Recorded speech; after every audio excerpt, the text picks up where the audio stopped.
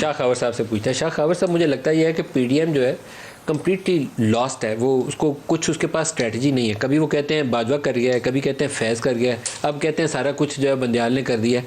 ये बस इल्ज़ाम ही ढूंढ रहे हैं, अपना नहीं बता रहे कि हम कुछ कर नहीं सके। आपकी बात दुरुस्त है कि वो कोई इतना स्ट्रॉन्ग नैरेटिव लेके नहीं आ सके अभी तक। नो नैरेटिव क्या है? देखिए या तो कोई दरमियानी रास्ता निकाले या फिर एक ऐसा स्टैंड ले, फिर आप उसकी परवाह ना करें कि कौन जो है वो इक़्तिदार से महरूम हो जाएगा, फिर आप फ्रंट फुट पे खेलें।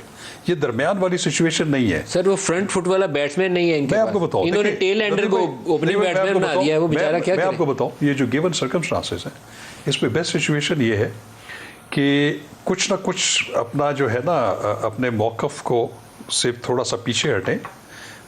पीडीएम भी हटे, पीटीआई भी हटे, क्योंकि पीटीआई को भी ये पता है, इमरान खान साहब भी ये कह रहे हैं इलेक्शन नहीं होने वाले। अगर नहीं होने वाले तो फिर कहते हैं फिर ये हंगामा है, खुदा क्या है। बात ये है कि फिर बैठ जाएं। अगस्त में जो है वो असम्बलियों की म्याद पूरी हो रही है, उसके बाद 60 डेज केयर टेकर आने हैं, इसीलिए अक्टूबर में इलेक्शन होने हैं। तो क्यों ना आप 2 महीने पीछे आ जाएं, ये 2 महीने आगे चले जाएं। और ये राय आपको सुप्रीम कोर्ट ने भी दी थी। मैं आपको ऑनेस्टली एक बात बताऊं, ये तो अकल का तकाजा है ना, लेकिन अकल कहीं हो तो मैं ये कह रहा हूं, देखिए ये पाकिस्तान होगा तो हमारी सियासतें हैं ना जी। मैं आपको अभी भी ये बताऊं कि बजाय इसके कि फ्लोर ऑफ द हाउस पे ये कहना कि हम सुप्रीम कोर्ट की जजमेंट को नहीं मानेंगे, आपके पास ऑप्शन नहीं है, you will be the loser. आपको कंटेम्प्ट फेस करनी पड़ेगी। आपका जो वो लॉ है पाइपलाइन में पड़ा हुआ है, वो जैसे ही आएगा वो चैलेंज हो जाएगा। तो ये इसलिए आप उस पे जो है ना, आप उस खुशफहमी में मत रहें। उस लॉ के ऊपर बहुत सारे सवालात हैं। देखिए मैं आपको बताऊं, वो लॉ आगे नहीं चलने वाला। कोई बात नहीं, मैं ये कहता हूं कि इसका हल यही है। देखिए पाकिस्तान ये अफोर्ड नहीं कर सकता। बिठाए कौन इनके साथ? ये मैं कहता हूं कि ये ही कल पहल कर दें कि आए। नहीं, इनके कहने से इमरान इनके साथ नहीं बैठ जाएगा। देखिए इलेक्शन के मुतालिक उसने कह दिया है कि इलेक्शन की जो है कि मिडिल वे निकालने के लिए हम तैयार हैं। सर उसने इंटरव्यू में कहा मेरे लोग बैठेंगे, मैं इनके साथ। चले लोग बैठ जाए, फायदा ही नहीं होगा। आप भी अपने लोग बिठा दें सर। इनको लेकिन मैं एक बंदा इकट्ठा बिठा सकता है, उसका नाम है आर्मी चीफ। नदीम मलिक साहब, आर्मी चीफ के अलावा इनको कोई इकट्ठा नहीं बिठा सकता। नदीम मलिक साहब, आप सिर्फ 90 दिन के इलेक्शंस को जो है ना वो आइसोलेशन में नहीं देख सकते। आपने इलेक्शन कमीशन 224 को भी देखना है। 224 में ये है कि जब 60 दिन के अंदर अंदर इलेक्शन होंगे, म्याद कंप्लीट होगी, केयर टेकर्स बनेंगे। उसमें केयर टेकर्स का कॉन्सेप्ट बड़ा जरूरी है।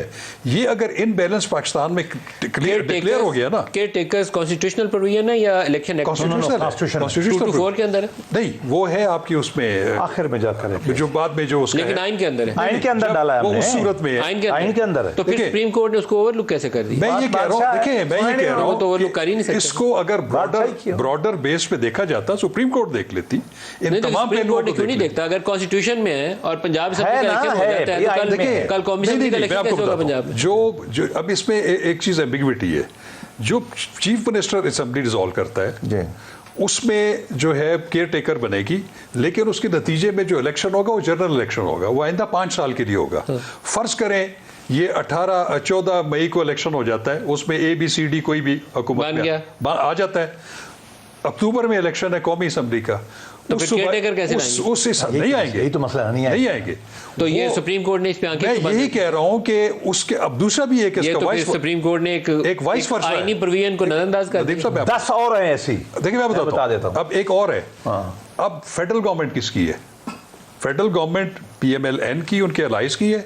इलेक्शन होने हैं पंजाब में, केयर टेकर्स बैठी हुई है। क्या आप उसको रूल आउट कर सकते हैं कि फेडरल गवर्नमेंट उसमें इन्फ्लुएंस नहीं करेगी अपने आप को? और वाइस वर्सा। देखिए मैं आपको बताऊं, पंजाब में देखिए मैं आपको बताऊं, और अगर इमरान ना जीता तो फिर देखिए ये जो 18वीं तरमीम में, देखिए 18वीं तरमीम में जो 2-3 चीजें डाली गई थी, 63A क्यों डाला गया था? 63A की तो सुप्रीम कोर्ट ने बेड़ा गर्क कर दिया। सारा क्राइसिस उससे पैदा। मैं ये कह रहा हूं कि आप एक एक्ट जो आईनी प्रोविजन है उसको गैर आईनी फैसला नहीं दिया 63। देखिए मेरे उस पे तहफ़्फ़ुज़ात है, बिल्कुल है मेरे अपने बड़े स्ट्रॉन्ग, कि वो जो 2 जजेस जिन्होंने डाइसेंट किया है, मैं उनके ख्यालात से बतौर नहीं दो ने वो किया था आपके जस्टिस बंदू खेल ने और जस्टिस मियां खेल ने। उन्होंने कहा कि देखिए मैं बताऊं, ये मैं भी समझता हूं कि दैट इज री writing of the constitution. Okay, वो 3-2 से मेजॉरिटी फैसला वो है, लेकिन वो हमारे ख्यालात से नज़दीक तरीन है।